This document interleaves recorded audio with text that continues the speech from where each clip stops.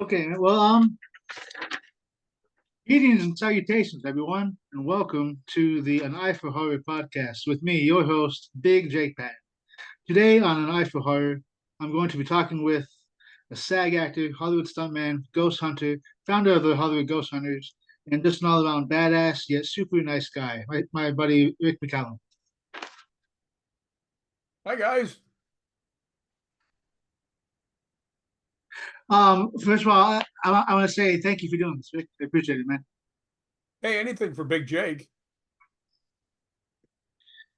All right, so did you always want to be an actor and stuntman?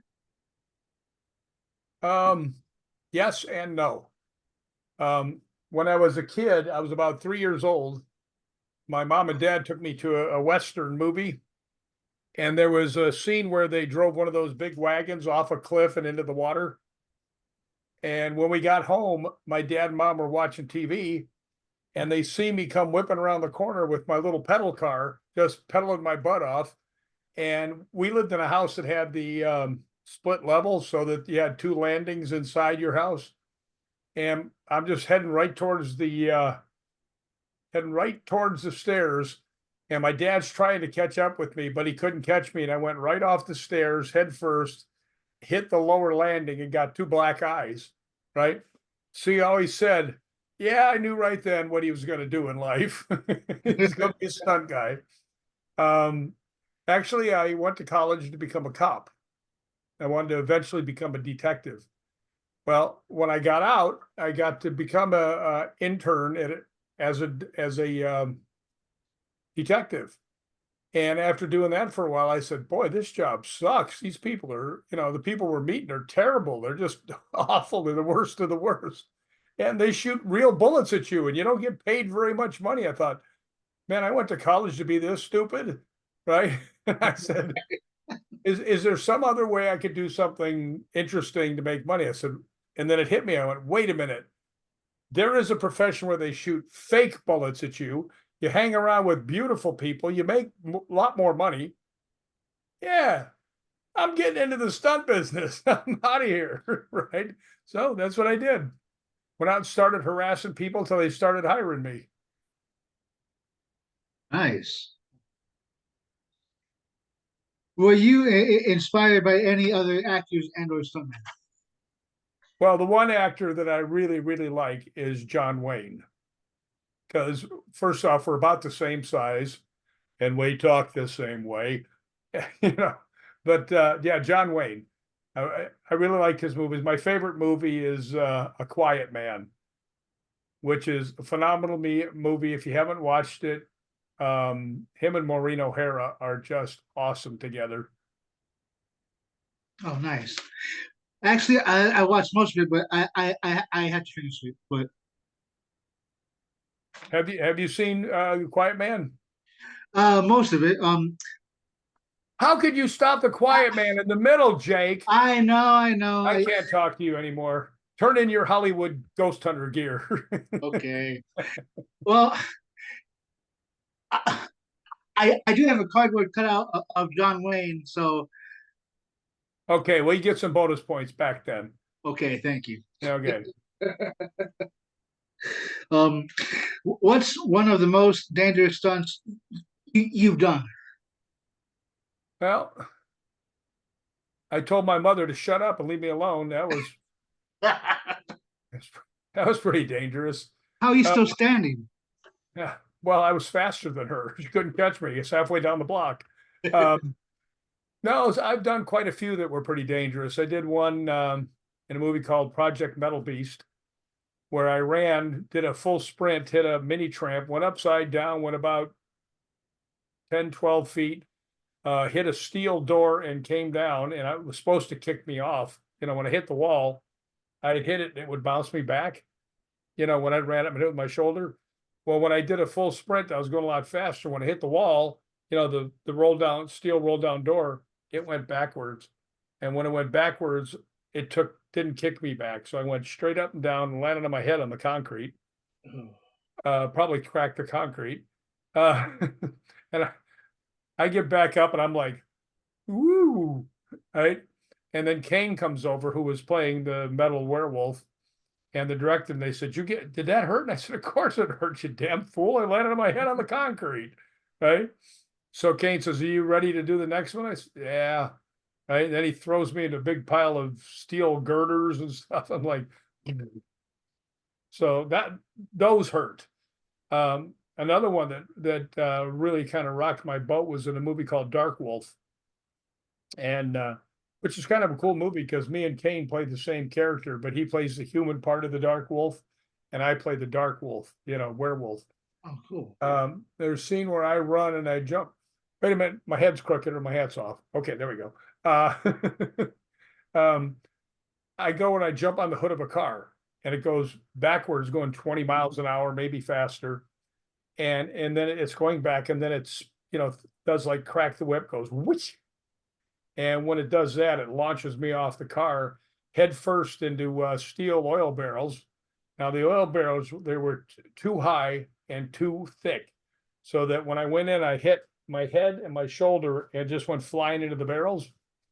Well, the barrels started flying around like bowling pins. And these are 55-gallon drums, steel drums, and they're flying around. They're just bam, bam, hitting me from all over the place. One of them, the edge of it hit me in the side of the head, right in the ear, and cut my ear open. And as I flipped over, another one, because it was hitting me everywhere. As I flipped over, if you can imagine, here's the edge of the back edge of one of the barrels. And as I flipped over, my lower back landed right on it and kicked me up in the air and down onto my face on the concrete. Yeah.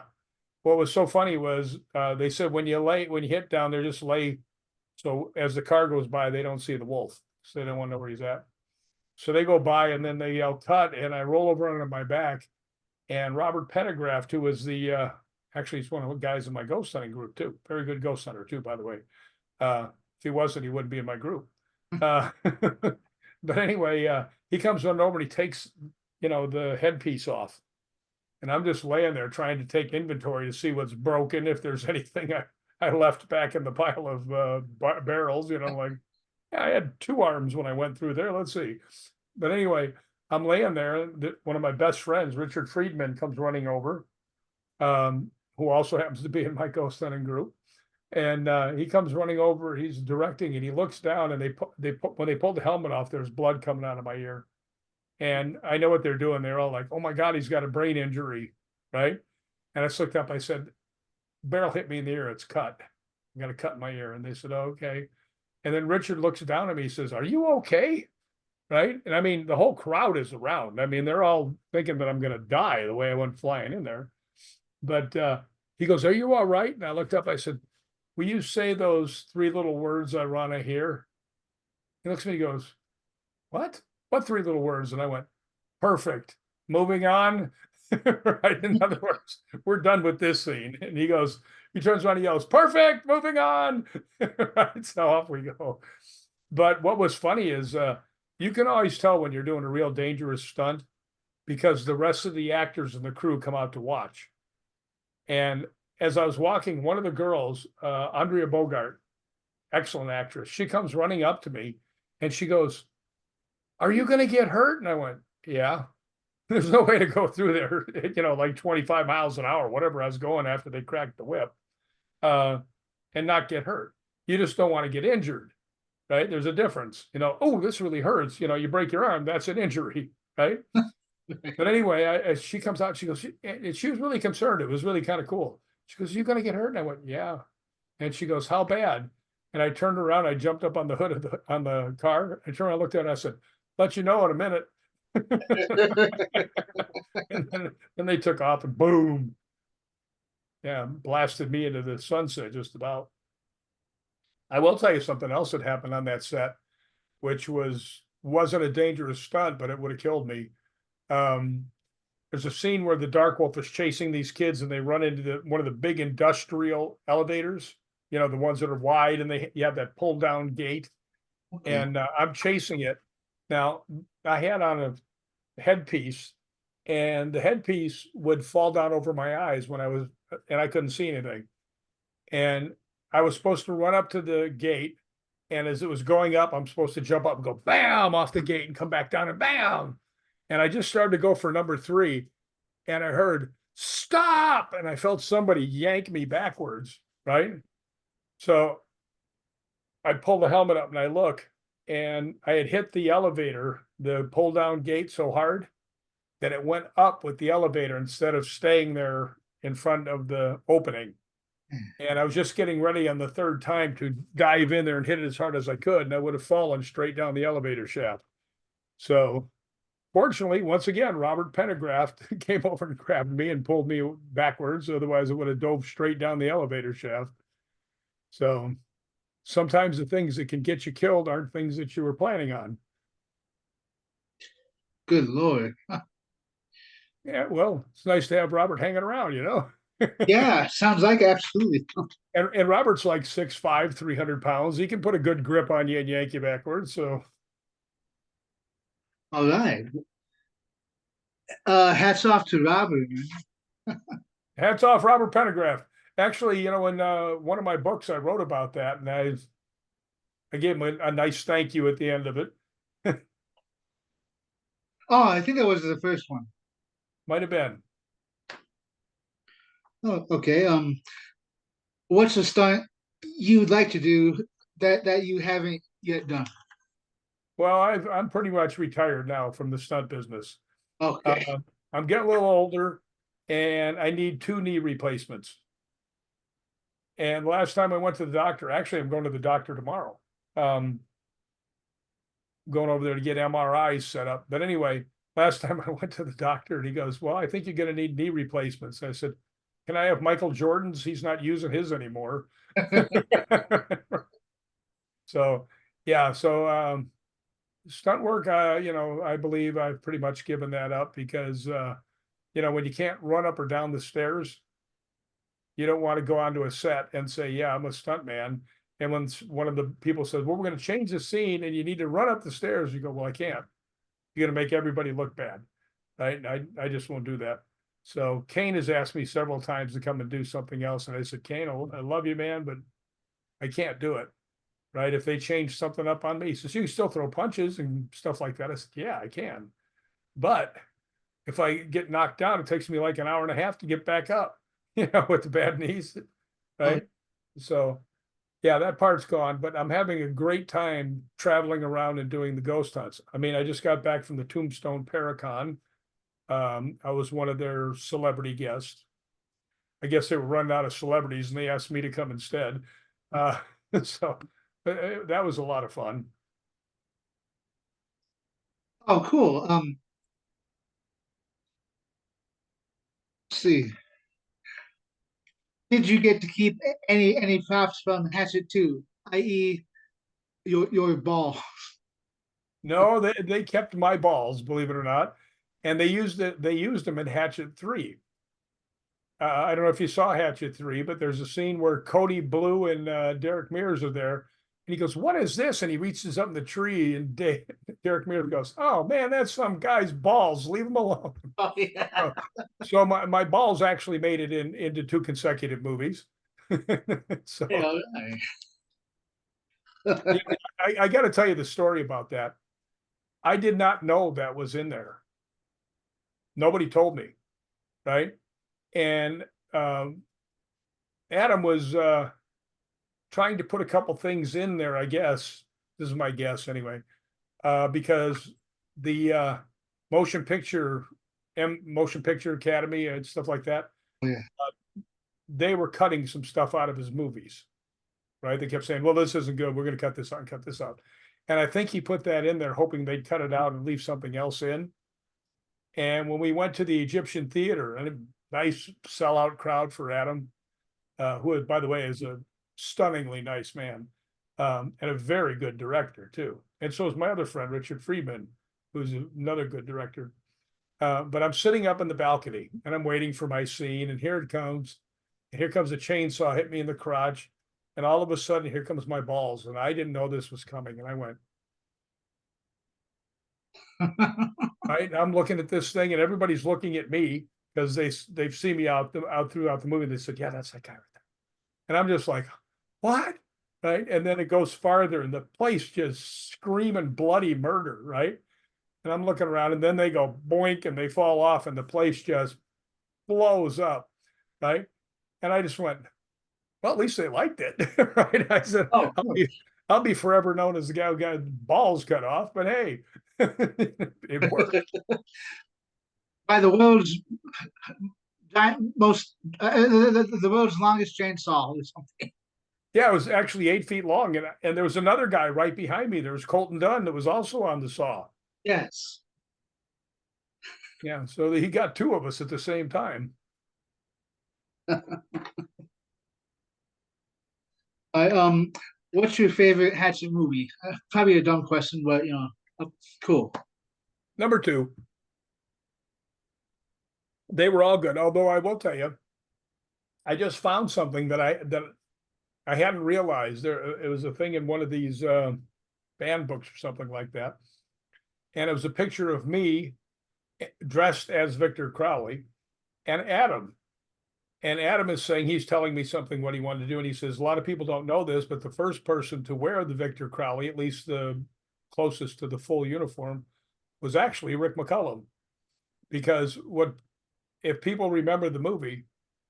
That's where they introduce. This is the first one. It's one of the first scenes where the kids are throwing the firecrackers, and Victor's just running back and forth. He's going crazy trying to get out, and the place is getting on fire. And Kane comes up and he's got picks the hatchet up out of the piece of wood. And he's slamming on the door and kicking at it and everything else. And I run up and I put my head there to look out the thing, and he goes, it hits me in the face with the thing, and that's where the big cut comes. But I'm the one that gets hit in the face with the hatchet and goes down. So, but yeah, I was actually the first person to be in the suit, but I never tell anybody that because that's Kane's character, right? Right. And the fact is, I was doubling him. I wasn't playing the character. I mean, I was, but I wasn't really playing the character. I was doubling Kane, who is the character. Okay. And that's a big difference. I know that there's been some people, especially in Kane's life, who tried to use that as saying, well, I played this or I played Jason, right? Because they doubled him. You didn't play Jason. You doubled the actor Kane Hodder. Okay. Let's get that out of the way. It pisses me off like you can't believe when people start saying they were the character. They weren't. They were a stunt person doubling the character. Right. So I never liked telling people when I doubled Kane. And finally, he just started yelling at me. Will you tell people you double me for God's sake? What's wrong with you? Right. So I started telling people. But yeah, there's that really ticks me off when people start saying, well, I played this character. No, you didn't. You know? Yeah. It's like taking credit for someone else's performance. Yeah, exactly. Well, I mean, you can take credit for your own performance as the stuntman in Okay. whatever you did and say, yeah, that was me. Right. But you can't say, I was the character. You weren't. No, yeah. And that was a great scene in the first Hatchet. Just and The first Hatchet was a whole lot of fun, let me tell you. It actually, well, they all were fun. And one of the fun things about it was Adam, because whenever Adam would get a good shot that he wanted, he would get so, hell yeah, yeah, yeah. Right. And I mean, the energy when he would do that went into the whole crew, and everybody just loved working for Adam. So, I hope, and obviously I'm not trying to get a job out of him, right? Because I just said I'm not going to work anymore.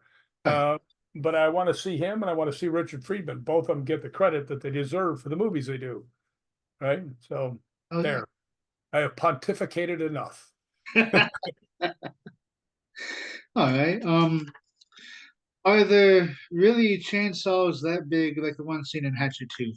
But I've seen chainsaws like that they use on the redwood trees.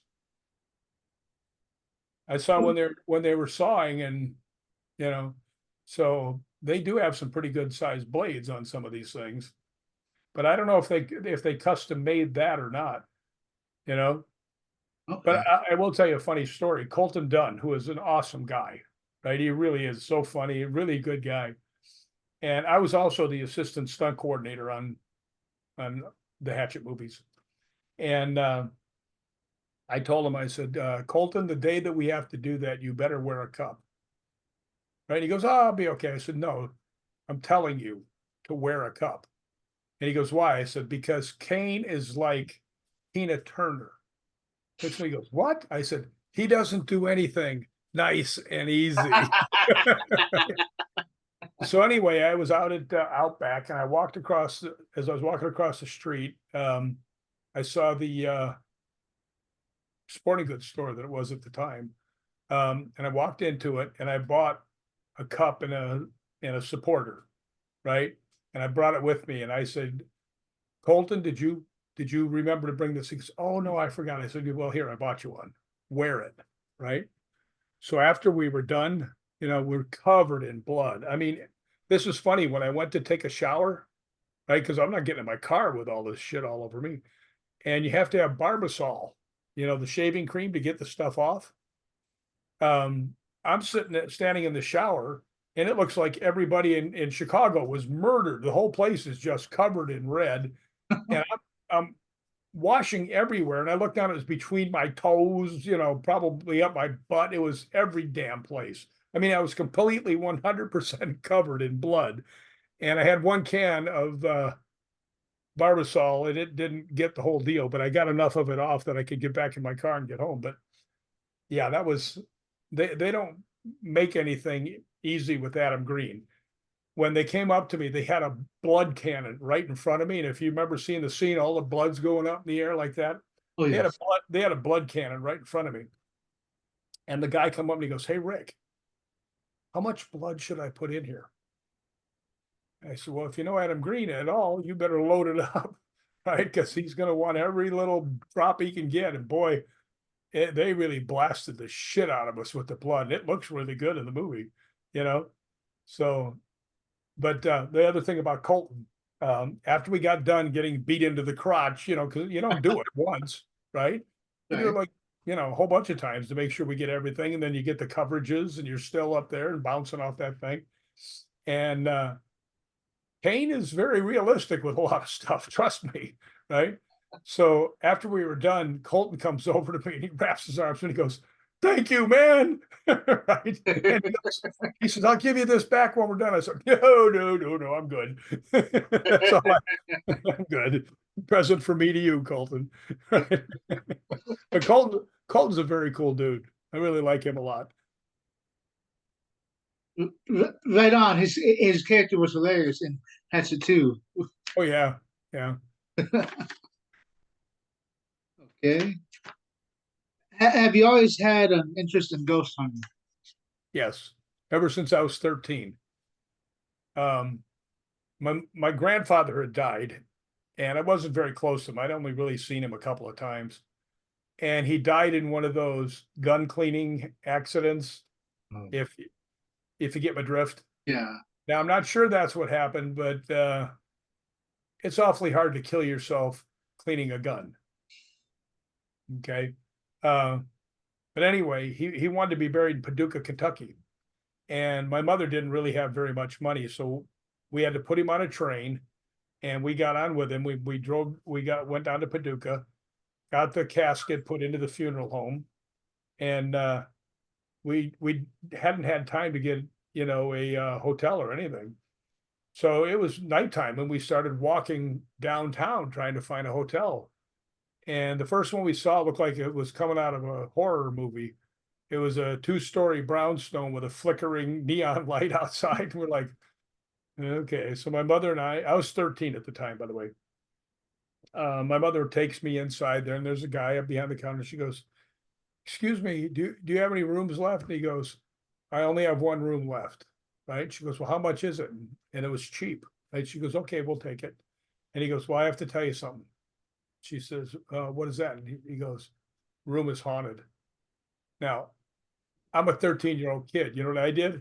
Woo! Yes! Right? I felt like I got a golden ticket to Disneyland, right? So we go up there, and the thing is about the same shape and size of a volleyball court. Wooden floor, rectangle. And it was over 20 feet wide, right? And on each wall, there was a roller bed. So my mom laid down on the one on the far side. I laid down on the other side. And we fell asleep because it had been a long, a lot of emotions day, right? Absolutely. And I'm laying there, and then, not too long after we laid down, I heard my mother scream. I just sat up and I looked around. And I was ready to defend her with my whole 13-year-old self about this big, right? And I look over and her bed is just going right towards me, right? And I'm like, what the hell? And then I realized my bed is going right towards her. And we went, boom, right in the middle of the room, and just sat there and looked at each other. And we looked at each other probably for five seconds. And my mother goes, well, I guess the guy downstairs is right. Right. So ever since then, I was hooked. I mean, I was really hooked because we tried shoving the beds, we tried rolling things that would, see if maybe the vibrations from a truck going by, the floors were warped. Oh yeah. It wasn't any of that. So after that, I was really hooked, really interested. And then when I started getting older and could afford some equipment, right? That's when I really got into it. Of course, my favorite thing is the K2, which some people like, some people don't. But I've gotten some incredible stuff on there. Even the most hardcore skeptics, when they see some of the stuff I've got, they go, how the hell do you do that? Right? Like I'll sit there and it'll go all the way up to 5 sometimes. I'll just go back to 1 so we can talk. Boom, it'll instantly go back to 1. And they're like, how do you do that? And I said, it's a real simple answer. I don't. They do. I ask nicely and they do it. So Nice. Huh. Okay. What are 5 of your favorite locations to ghost hunt? honestly, most of them are in Scotland. Anybody that knows me knows I go to Scotland all the time for like 3 weeks to a month every year to ghost hunt with the Scottish paranormal guys. And I would say, because I've ghost hunted with quite a few people in my many years of ghost hunting, that they are easily the best ghost hunting group I've ever come across. They actually have their own research center that people can go in and show them stuff, and they got all the computers and sound stuff. I mean, it's amazing. Um, Balgony Castle in Scotland is one of my favorite places to go to, and I've gotten a lot of reaction in that. We actually had Jay Bloomkey and Kathleen Burns, who were originators, or they were very much at the start of Ghost Hunters. So they were, driving forces behind that. So they came over to video us and actually put us on their site called the Dark Zone. And it was a live stream. No, they couldn't get a live stream, so they videoed it and put it up on the thing. But yeah, that's one of them. Another one that a lot of people wouldn't know is the LAP, Los Angeles Police Department Museum. And every time I went there, it got better. And it was pretty good the first time, because the very first day, Jay and Kathleen were filming this was a live stream. And they had Susan Slaughter, they had Brandon Alvis and Kristen Lumen, who had ghost hunted the first 2 days, and they were there to finish off. And I was in there to kind of, do the ending. And Jay comes out to me, he goes, okay, he says, we're actually wrapping up, of what we've done the first 2 days. So can you sit out here until we do that, and then we'll come get you. I said, okay. So I'm sitting in the entrance of the museum. And what I'm seeing is there's a reception desk, and I'm sitting down and I can see everything. And there's stairs that go down and 2 big glass double doors, and I can see the whole thing. So I'm just sitting there and I hear real heavy footsteps coming down the hallway. Not supposed to be anybody else in the place. So I'm watching real close and I hear the footsteps. And when they go in front of me, boom, boom, boom, boom, boom. And I'm looking and there's nobody there. Right. So I get up and I scoot around. I go outside. And I'm looking not outside the building, but outside of my little reception area. And I'm looking back and forth and there's nobody there. Right. And I heard it clear as a bell. So when Jay came back, I said, hey, Jay, I know I haven't even gone in there yet, but I already had something paranormal happen. And he says, what? And I told him, he goes, Misha. And this girl, Misha Walden, was the like the liaison for the museum. And he goes, Rick, tell her what you just told me. So I did. She goes, I told you, Jay, every day I hear that guy walk down there. So that already corroborated one of her stories, so that was cool. One of the best stories that happened out of there, we were ghost hunting, and every time we went there, it got more active, right? Especially with me, because I was usually the one that went to all of them, right? We were doing the Estes method. And during the day, there was a young girl that was like 14 and her dad, and they were just kind of standing in the back. They weren't really talking to each other much. And I was like, I don't think they're having fun, right? So when we finally got to the Estes method, I went down to the girl. I said, "Do you want to try it?" And she goes, "Yes, but can you make sure my dad's watching?" I said, "Sure." So I went down there and he's in another room. So I pulled him out and he came over and he was watching. And the girl had one of the most sensational Estes things I've ever heard. I mean, she actually was talking about, it was really funny because at the LAPD museum, all the evidence from the really big cases, right? You know, like the Night Stalker, the Manson family, Marilyn Monroe, you know, everyone that you could think of is at this museum. Well, she starts you know what everybody out there knows what the Estes method is. But anyway, she starts saying, 2 men, bedroom, blonde woman. They're going to the blonde woman, right? Everybody's going, "That's Sharon Tate, that's Sharon Tate." I was like, "No, it's not." Right? So when we were finally done, she was getting in real deep, and frankly, too deep for a girl of her age. So I went over and I took her out of it. I said, "That was great," you know, and brought her back. But this, I'll never forget this till the day I die, because the girl went down the stairs and her father grabbed her and just whispered, and I just had to be said, he goes, "I'm so proud of you." And they both hugged each other. And I was like, yes, right? Now we got something going. But LAPD Museum was always one of my favorites. There's all kinds of places that have been really good. David Oman's house has been pretty good. The Houdini Mansion here, which I don't know why they call it, because Houdini used to go there, but it wasn't his house. Another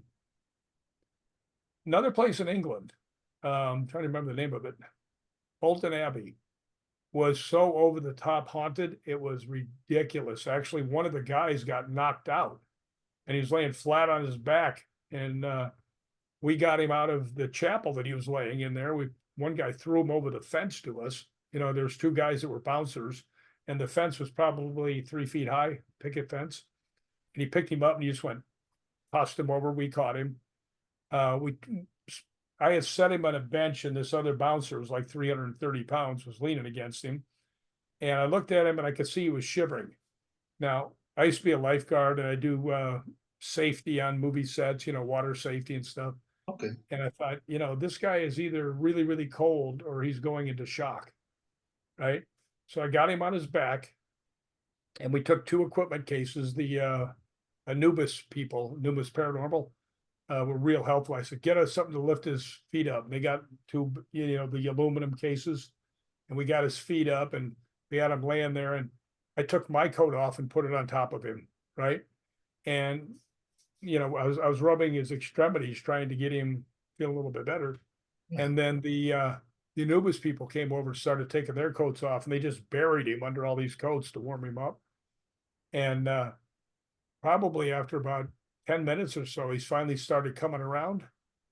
Now, here's a really good part of that story. Earlier that night, Mandy Fellows, who was the leader of Anubis, and a girl named Carol Ann Hospera were both ghost hunting with us. Actually, I was a guest of Mandy's, because this place is in England. The first time I was ever there.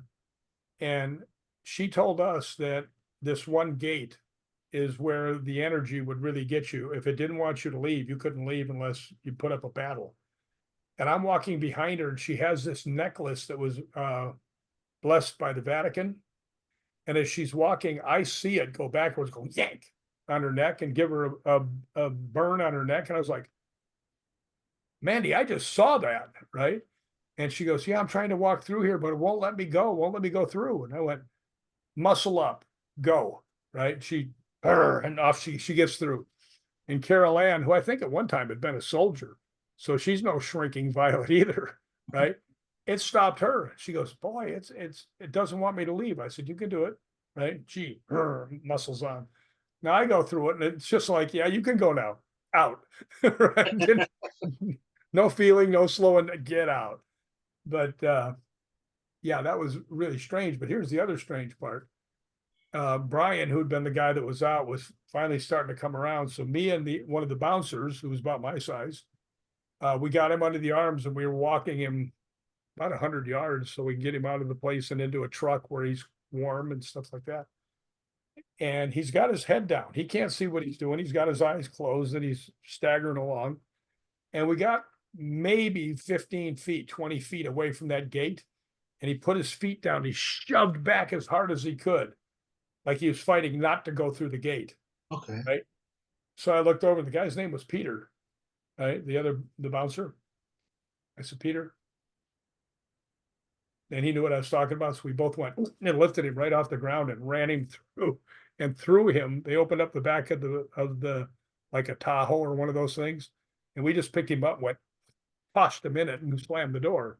And they took off with him.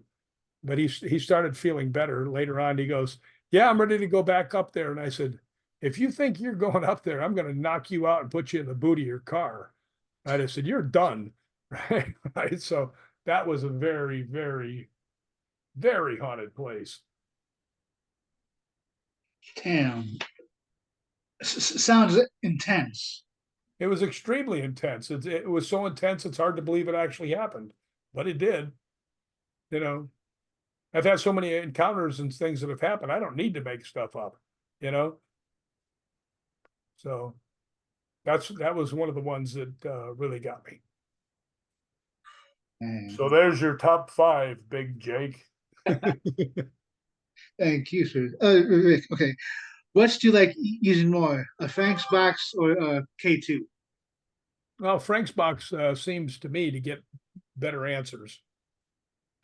And Frank's boxes, frankly, there aren't very many of them around. I think there's like 30 of them or something. So if you're actually getting a chance to use a Frank's box, use it, because I've gotten some great answers on there.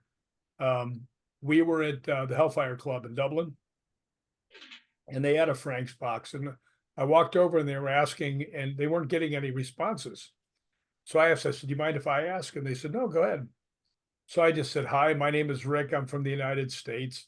And I came over here to say hello to my relative, John Wilkes, who had been a member of the club. Right. And we're sitting there, and it said a couple words. And I said, yeah, I just really wanted to say hi because I'm a relative. And it goes, relative, through the box. We went, whoa. Right. I said, yeah, I just came over. I wanted to say hi to John Wilkes. And it goes, hi, Rick. Right. I'm like, whoa, this is cool. Right. I'm really getting something going. And then I asked him, I said, this is going to find out if we're really relatives. I said, did you really dress a baboon up like Satan and turn him loose into the party and scare the living shit out of everybody? Right. And he gets a couple of words, and then it goes, baboon. Now, what are the chances in like 4 minutes that it would say relative, hi, Rick, and baboon? 0, right? And in my book, anybody who reads my books, you'll see that there's a gray background underneath the text if anybody else is saying something, right? So if somebody was there and saw something that was really cool, I let them put their thing in the book too. See, because any author can write anything they want, right? But when somebody else is there and writes something very similar, that gives it a whole lot more validity. And yeah, I did in the first one. I did. They're in there a lot. So, by the way, that book won the Paranormal Book of the Year award too. That was pretty cool. Damn.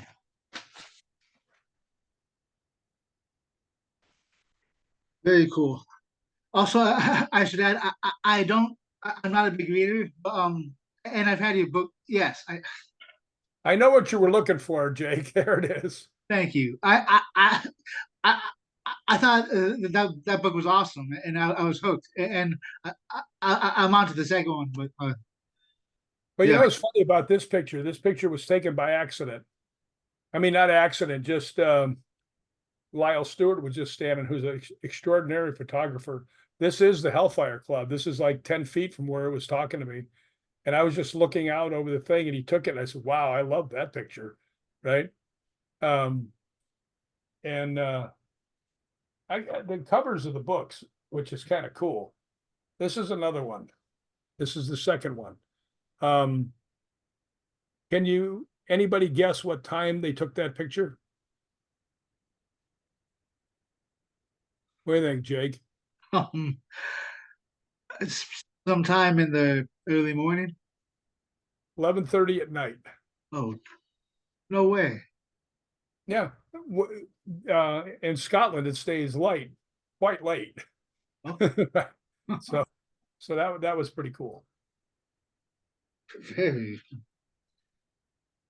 Oh, okay. Have you ever used a Ouija board? Mm-mm. Absolutely not. I don't like them. Don't like them even a little bit.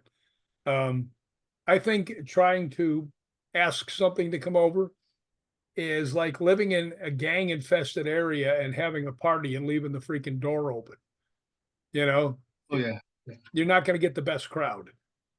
Okay, I actually did one energy circle where a very dark mist showed up, and I could tell what it was saying. It was so weird, and so could the psychic. And I'm not psychic. I mean, I pick up things, but I'm not psychic. And I I could tell it was actually there was a young girl with us who was 15, and it was, you know, had plans for her. And when I told the group who it was after, um, her mother went off like a grizzly bear. Right, just you won't get anywhere near my daughter, you son of a bitch. And right, I mean, I was like, wow, get him right. Yeah. So she stops, and the mist is still there. And the girl, Michelle, says, yeah, he's still here. And I said, yeah. And I just went, hey, we know what you're after. And the five of us here are going to gang up on you. You ain't going to get anywhere near that kid. Right. So beat it. Right. You're not welcome. You ain't all that tough. Get the hell out of here. And it left. Right. So, good for us. Right. Yeah. Yeah. But yeah, that was actually very scary. But the girl had wanted to do a seance where she was going to call other things over. And I said, don't do that. Just do an energy circle. And look what happened just having an energy circle around there. I mean, you got to be careful with some of this stuff. There's more to the paranormal than people know. Absolutely. Jeez. Uh, would you ever ghost hunt at the castle again? At which castle? Oh, Leap Castle. Yeah. Yeah. Leap had nothing to do with my near death experience other Oh, than being there. oh, Right. Um, you read the book, so you know what it's about, but, um, I'm just going to leave that for the people to read the book cool. because Cool. it is one of the most outstanding, weird ghost hunting things. I almost died. I really did. And I don't mind saying that because I was sitting in the car and could feel all my energy flushing out of me, my vision going like this and then closing. And I was like, holy crap, I'm dying. Right. And fortunately for me, whatever had hold of me let me go. And I think the only reason that it let me go is it wasn't trying to hurt me. It was trying to show me what had happened to it. Right. Okay. Or him. It was obviously a male presence, but I was sitting there and I can't move. I'm just sitting in the car and my vision is almost completely gone. I have no energy. And I just thought to myself, dude, you're dying. There's no way else to say why all this is happening. I said, you're dying. And I just said, you know, I've gotten to see a lot more stuff than anybody else. I've gotten to do so many things in life I never thought I would. Right. I Right. said, if today is my day, I'm okay with it. And I just laid there and went for the final, waiting for the final whoosh, and I'm gone. When all of a sudden my energy just started flooding back into me, right? And I'm feeling like, whoa, what's going on here? And I open up my eyes and my vision's clearing, and I'm going, what? So what I figured is that something attached to me was trying to show me what happened to him. And when it got that far, because the story that I heard, because I felt like I had a spear go through my eye and out the back of my head, and I was holding onto my eye. And one of the guys called me up and said, "Hey, I don't know if we didn't know this, but not at Lep Castle, one of the other places, two guys there had a duel, and one guy got shot through the right eye and died. So I figured that dude attached himself to me to show me what happened to him. Oh wow. And when it was getting a little too close, he backed off. Just said, "No, that's not what I want. I don't want that at all." Right? And he just, so thank you, Spirit. I saw everything that went through you. I felt really bad for you, and I'm really glad you stopped. Right? Yeah, man. She's That's what I was saying earlier, Jake. There's more to the paranormal than people know. man. Have you been on a hunt with Kane and RA recently? Not recently. Okay. When we first started Hollywood Ghosthunters, we were doing a lot of movies together. And what we would do is we would go ghost hunt the local locations, like we did Mansfield Reformatory, we did Waverly. We would do things that were close to us. Well, when we first started the group, we all lived within about 20 or 30 miles of each other. Well, now Kane and RA have both moved to different states, and it's very hard to hook up with anybody. And the other thing is, Kane's very busy. Kane's a movie star. Oh, He's doing a movie or he's doing a convention, or so it's very hard to hook anything up with. So I've just been going to Scotland and ghost hunting with those guys. So as a matter of fact, I'm going over there in June again this year, and I'm bringing 4 friends with me. I'm bringing Kat Hobson, who is the voice of Fate Magazine Radio. I'm bringing Lori Dorsey, who is a friend of ours, who's a great investigator. Mikey Thompson, who had been on Haunted Hospitals, and another great investigator, and his wife. So the 5 of us are going around a whole bunch of places I've set up. So really looking forward to that. nice. Yeah, I just got back a couple days ago from Tombstone, from the Paracon down there, and we had some pretty interesting things happen. I'll tell you one that ghost hunters will get. Other people will just go, "Oh," but ghost hunters will get this. We were inside a place called the Coffee House, and it wasn't a coffee house. It had been a mortuary. So it's called Undertaker's Coffee House, right? And we went in the back, and there was a 7-year-old kid that came in to ghost hunt with his parents, right? And me and Mikey were being the hosts for it. And this little kid comes in. He's got like the Fisher Price ghost hunting starter kit. He's got stuff strapped to him all over the place. So the story of this place is that there's a child ghost in there that had actually named Danny, who had been kicked in the head by one of the Wells Fargo stage coach horses and killed him. So we're trying to contact Danny. So I don't remember if it was me or Mikey, but one of us said, "Hey, why don't we use this kid?" His name was Lincoln. So I asked him, I said, "Hey, Lincoln, ask if there's any children that you could play with here and what their name is." So we're sitting there, and very clearly it comes through, "Danny." So we knew something with this, some of the story was true. So the little kid was asking, we're feeding him questions, but he had a couple questions of his own and that were pretty good. And we're getting more feedback with Danny. Well, each one of these hunts was timed because we had to do several that night. Okay. And they took off. And when the next group came in, the first question I asked, I said, "Hey, Danny, do you remember the name of the little boy you were just playing with?" He goes, "Lincoln," which was his name. We were like, wow. Yeah. So that was really good. So then we did Boot Hill a couple times, which the last one, the 2 girls came out and they said, "This is the best hunt we've ever had here, and this is great." And it's always nice when you get feedback like that. As a matter of fact, the Lincoln's father had gone back to one of the organizers and said, you know what? Those two guys, Mikey and Rick, just made my kid so comfortable and just made his whole night. They said they are really nice guys, which was nice feedback to get, you Absolutely. know that the little kid had a really good time. So pretty good. Can't complain. Nice. Will the Hollywood Ghost Hunters ever get their own show? Because they should.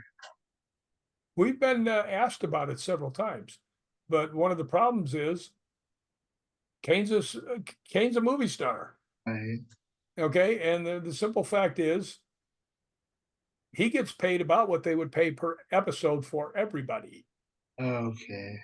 Right. And not fair to him to lose money all the time. So, No. um, so if something comes up, we'd be interested in hearing about it. I mean, it's been brought around before several times. I was offered a TV show with Ben Hansen. Would have been he and I. I don't even know if Ben Hansen knows about this, but I was offered that, and it was right when we were starting up Hollywood Ghosthunters. And I told him, I said, well, thank you. I appreciate that, but we're trying to get a show for ourselves. Right. So I think me and Ben would have been a pretty good combo. I don't know if you know Ben Hansen. He's the ex-FBI agent. No. Yeah, he's like 6'6", big guy, real smart.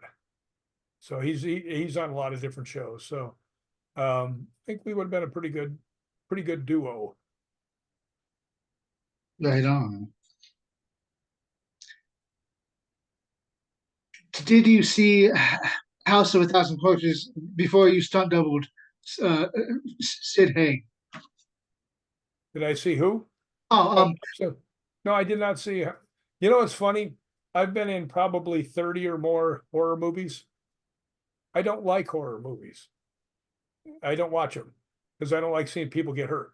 oh yeah. Right. Um, I've watched all 5 of the Hatchets, and I watched uh, Friday the 13th Part 7 because that was the first one that Kane was in, and he's my best friend. So I was doing a little backup, give him a little Yeah. there. But I'm not really big into horror movies, so Cool. no, I didn't watch it, but I got to tell you, I did more than one. Sid Haig was also in the Hatchet movies. Yes. Yeah, and you talk about a really cool dude, right?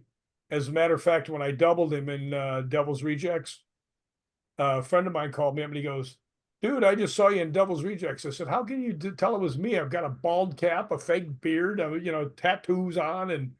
And he goes, no, and in the extras, he talks to you as he walks by. And I was like, oh, I didn't know that, right? So I said, what does it say? Now, I don't know what you can say on here, but you'll get the interest.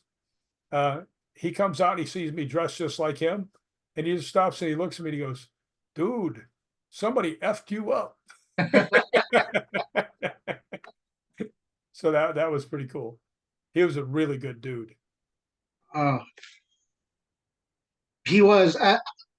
I was able to meet him a few times. So Most of the guys you meet are pretty cool. Most of the horror guys are pretty cool. Tony Todd oh man, is a really, really nice dude. Colton was a great guy. Pretty much everybody you run across. Who else? Doug Jones.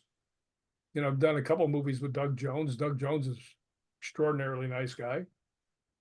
So usually the horror people are okay. oh for sure. Some of the other people are not so much. Also, for the record, you can cuss on here, so it's not Got to repeat that. You kind of broke up. Oh, you can curse on here, so it's no big deal if you drop the F bomb or say oh fuck. Just, Okay. Well, I don't like to say the F bomb because there might be ladies or children listening. So, oh geez, yeah, yeah. in out in public with my friends, I swear like a sailor. But I try to be polite when I'm on somebody's show, but I appreciate the go ahead there. Oh, no problem. I probably should have just mentioned that earlier, but I see your point. That's very gentlemanly of you. And that's not usually me. So I'm glad to sneak one in every once in a while, you know. Um, have you ever been to the Coffin Shed restaurant in Ireland? No, I haven't, but next year, glad you brought that up. Next year in September, I'm doing a 8-day tour in Ireland where I'm the ambassador. So anybody out there, hit me up if you want to get some information about that. The nice thing that they're doing, and I'm not trying to sell things because I'm not a salesman, but I would like enough people that want to come to hear about it. Um, we're going there for, I think it's 8 days. It starts September 1st to the 8th or 9th. And we're going to go to a lot of ghost hunting places. And, you know, if you're looking for any information, just hit me up. But one of the nice things about it is the lady who is the person that's, actually putting on the hunt has put down now that you can pay in installments with no interest from now until just before we leave in September. Really? So in other words, say, I don't even know what the price is, but when you can pay for it in 15 installments or 20 installments from now, doesn't hurt that much. No, yeah. So anybody interested in hanging out with me in Ireland, bring it. Just come send me a message and I'll be happy to, forward you on to the right spot to go. And that it's in installments. I might have to take a look at that. That would be that would be badass. Well, it should be. It should be a lot of fun. I mean, if we don't even find a single ghost, I'm gonna make sure you're gonna have a good time. Right on. I mean, even if I have to dance in the middle of the show, do some of this. Go Rick, go Rick. Go Ricky, go Ricky. While we were down at the place, one of the girls who was 20 years old, one of the ladies who was, watching out for us, her daughter was 20, and she seriously looks like she's 12. She's small, she looks like a little kid. And we're up in this restaurant and she's sitting next to me. And she started dancing and I started dancing next to her. And it's so cute. If you see her, she looks over at me and she goes, I mean, it was awesome.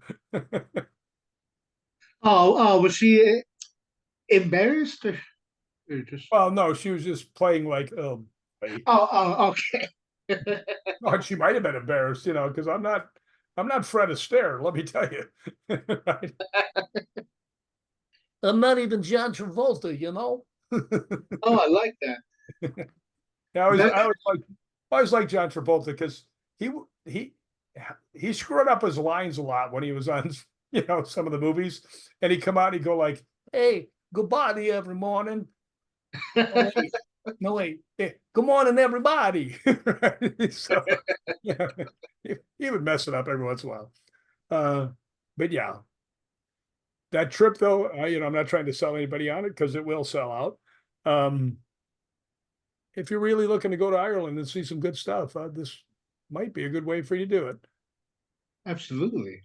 So save your money there, Big Jake, and come on with us. I will definitely have to look into it because yeah, that would. Look, let's see. Do you have any fun stories from Scarefest?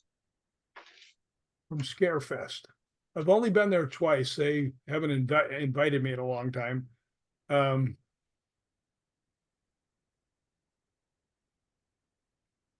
I will tell you one thing that was really cool at Scarefest.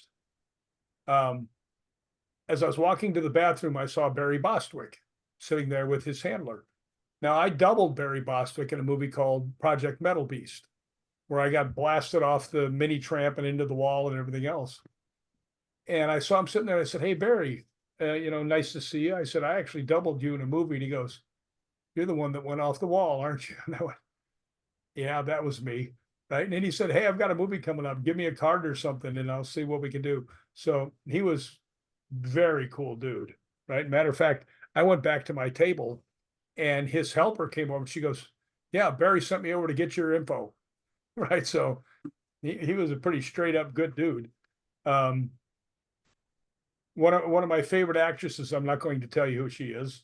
Um, but I'm walking back around the corner of the bathroom. I didn't even know she was there, right? And she sees me and she comes running around the corner and she looks up at me and she goes, you get more dashing every time I see you. Will you marry me? And I looked down and I went, no, and walked away. No, because I know she's got a boyfriend or she's married or something like that. Because I know she was just being polite and being sweet, right? Yeah. So that was pretty cool. But that was pretty much all that really happened at Scarefest. I will tell you one thing that it's kind of funny.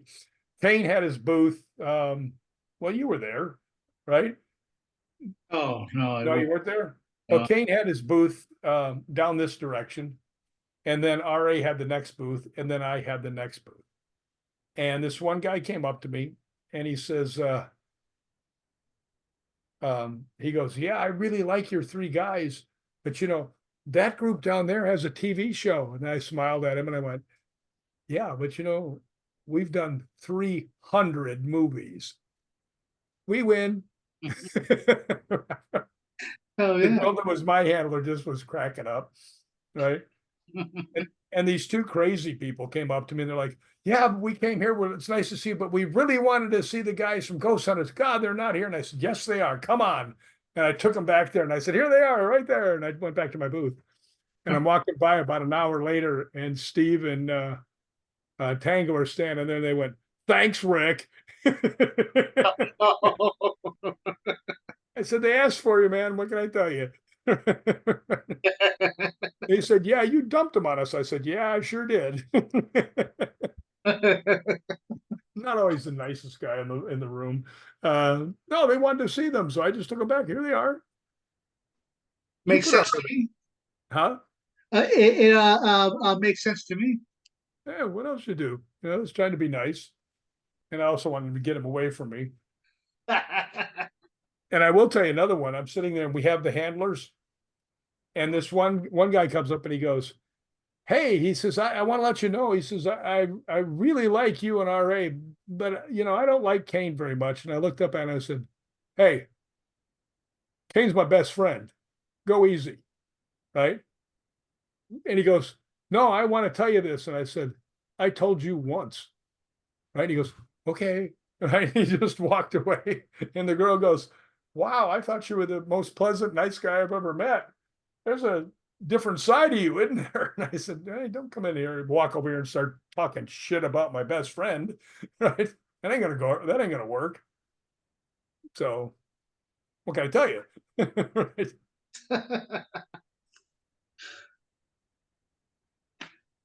um, is it true that Kane pissed in RA's trailer during the filming of Hatchet 2?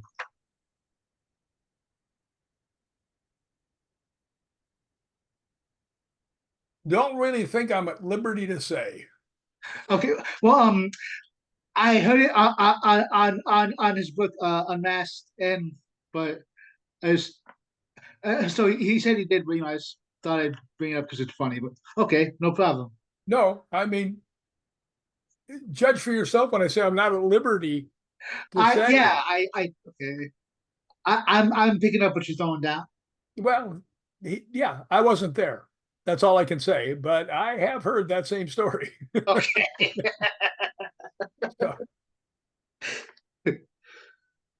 So, Kane likes to mess with everybody on the set. Oh, right on. Which is one of the funniest things was there was this small hallway, and one of the girls she was a little tiny girl, was working on the movie, right? And she comes walking into the hallway, and Kane's coming the other way, and she goes, she turns around and looks, and I'm standing behind her. We've got her cornered inside this little hallway, and she goes, ah, ah, ah, ah. It was funny. Ah. So it was cool. She just gave up. She started off all fiery. Oh boy, never mind. I will tell you one of the questions that I get all the time. People always say, what's it like ghost hunting with Jason Voorhees and Leatherface? And I said, well, you get in some of these places like Waverly or, Linda Vista Hospital, Mansfield with the big, long, hallways and stuff. And I'm walking at the front looking around and they're back behind me. And I'm like, yeah, this is really creepy, but I've got those two guys behind me. Wait a minute. I've got those two guys behind me. And suddenly it dawns on you, there's Jason and Leatherface walking behind you in the dark. This is not a good idea. Yeah. Yeah. Especially if they're behind you, and they played two of the baddest horror characters ever, and you're in front. Like, Well, I'm in front so I can run away. okay, okay. If I hear the footsteps coming faster, I'm out of here. I've seen those movies. Ain't gonna happen. And you know what I do to RA? RA at one time had been now everybody RA is like 6'5" and 330 pounds. It's huge, right? Um, he told me he was at a convention and this guy came up and he was really nervous. And now RA's last name is Mihailov, right? And this guy's standing there and he comes up and he goes, Mr.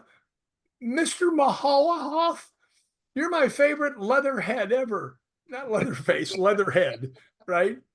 So what I would do after that, me and Kane would sneak up on him when he had some people in his line to buy pictures and stuff, and I'd get in there and I'd keep my head down until I got up there and I go, "Oh, Mr. Mahalov, sir, you're my favorite leatherhead ever." And then he would play around with it and he'd go, "Why, thank you, young man. Would you like an autographed picture?" And I'd say, "Yeah, can you get me one from Amanda Wiss? She's my secret crush."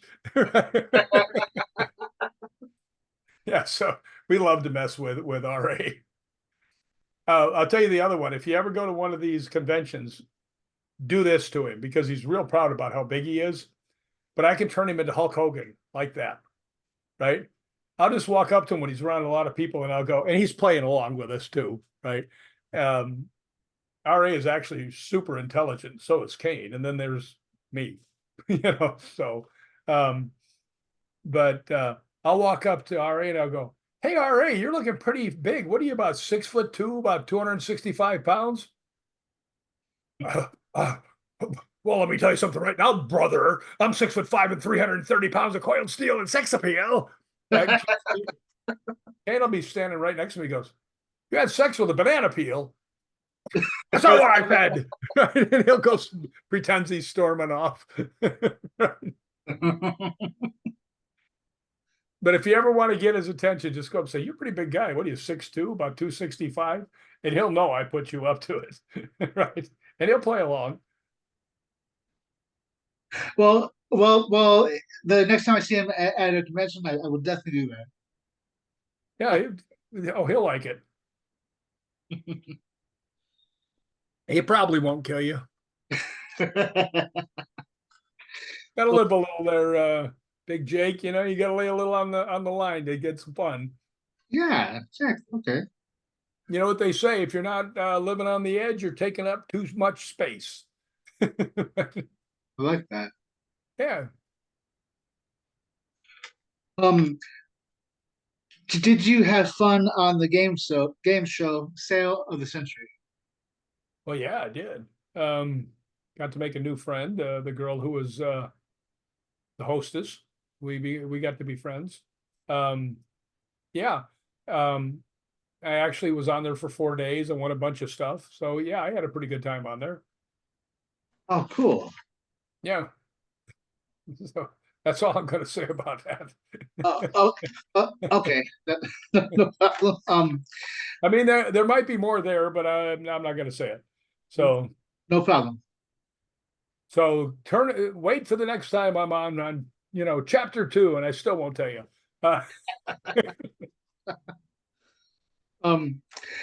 You and you and your mom were very close. Is it safe to say you're a mama's boy? Because I am one. So and my mom and I are very close. So Well, we were very close, but I was never a mama's boy. okay, cool. Actually, I spent some time with my father as I was growing up, and I spent some time with my mother.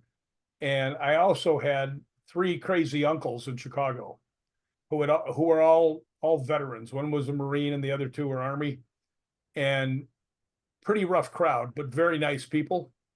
So I wasn't a mama's boy by any stretch of the imagination. All right, cool, cool. Um, no, I mean, in Chicago, if you're not one of the tough guys, you're one of the victims. I wasn't a victim, right? And all my friends weren't victims either. So we pretty much got left alone.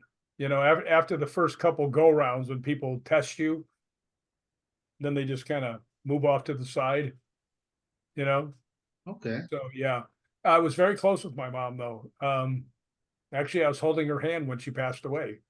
So yeah, but it was, yeah, we were very close, but no, I was not anywhere near a mama's boy. All right, cool, cool.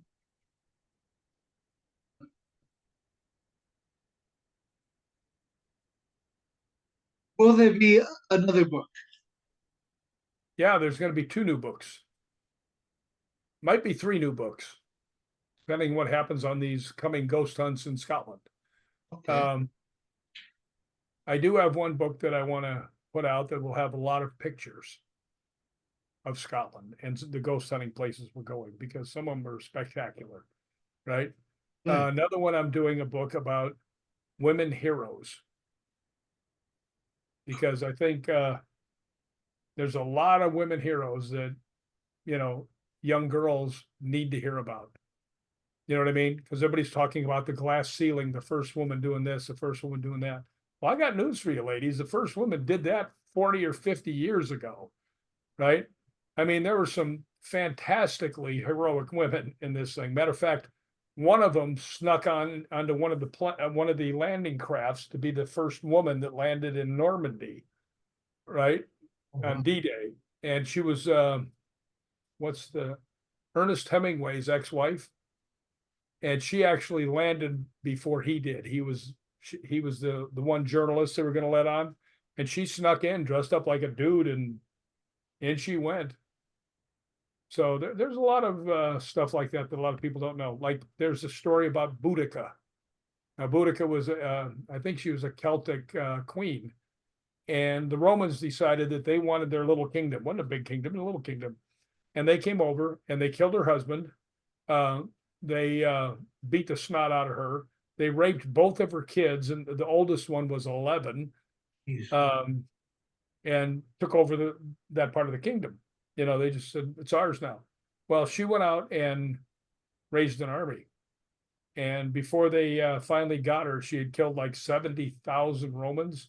She had totally flattened Londinium and another place, just flattened two of the places.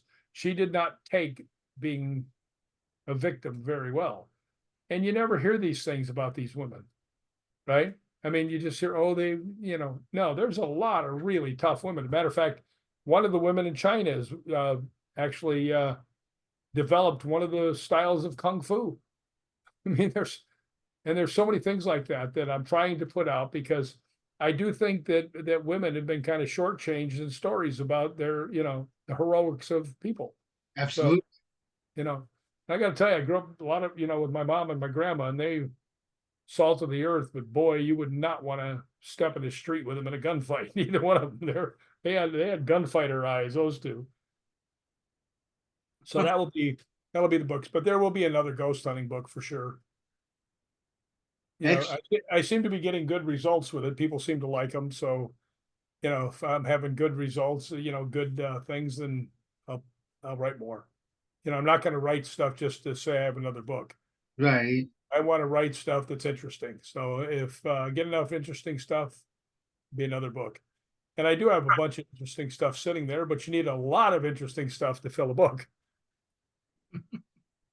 So there it is. Awesome. Time is it? 6:14. Oh, okay. Oh yeah, 3 hours behind. Man. Oh, by the way, I will tell you one more before, because I know we're getting ready to sign off here shortly. Have you ever been to Old Paulding Jail? No. You should go there. It's a really good place to ghost hunt. Um, there's a sheriff that was passed away. And you get his spirit in there every once in a while. And I'd been in there to ghost hunt, and some of my friends called me up. And they said um, it was like the prisoners were being really nasty to the sheriff, right? And they started getting through their equipment where the sheriff was going, "Get Rick, get Rick." Right? So would have helped the sheriff, but I was in LA, you know. But yeah, it's that was kind of cool. And I'll tell you another thing that happened with Cat Hobson. She had been there before and had a lot of interaction with the spirits, but with her radio show, she has two. She couldn't come this time. So I got a bright idea. I said, let's call her, see if the spirits will answer to her voice. So we called her up, and we had the K2 meter next to us, and she would ask questions and it would answer her questions. I mean, ghost hunting by telephone. I mean, the first time it's ever been done, fantastic. Cat Hobson, me, Lori, yes for us. Right. Pioneers, that's right. Who are you gonna call? Cat Hobson. But yeah, that was extremely impressive because I mean it was spot on, spot on. And she said, "Yeah, these are my friends. They're ghost hunters. Is that okay with you?" Nothing. They were answering every question. Nothing. Right. And she goes, "I know them real well. They're very respectful. You don't have to be afraid of them. Okay." Boom, 5 lights. So, yeah, so it was very enlightening. But we were actually using my phone to make the call, so I had nothing to film with. Oh man. Yeah, that's what I said when I got done saying, "God, this was epic." You know, we didn't get it. Dang it. So you got anything else for me? Or Yeah. are you gonna let me go eat and not die? Yes. You're Scottish, right? Yes, I am. I'm actually related to King Malcolm II. That's why I have my tartan on my head. Okay. That's what this is. This is the Malcolm McCallum tartan.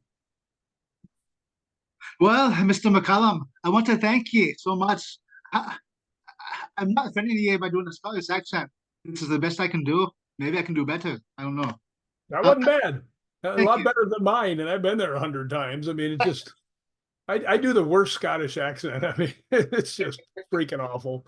Matter of fact, the one guy who's in the TV show Haunted Scotland or Spook Scotland, because they keep changing the name, Okay. Ryan, the tall bald guy who's a tech guy, he's the head of Scottish Paranormal. And we were in Ireland actually, and he's talking in the back, and he's got a real heavy accent, right? Finally, I turned around, and I said, "Ryan, will you speak English?" And you know what he did to me? He goes, "Diddly diddly dee, diddly diddly do." And every time I'd ask him a question, he'd go, "Diddly diddly dee." Yeah, we have some fun.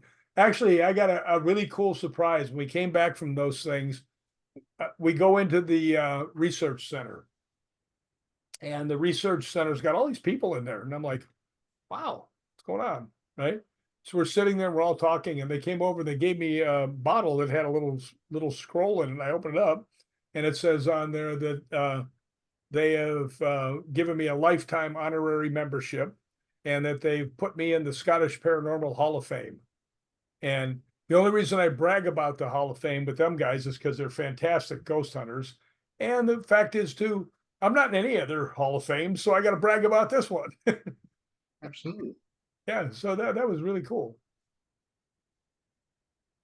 Cool. Well, thank you so much for doing this. I appreciate Well, of course I do it for you. You are Big Jake, don't you know that? it. Right.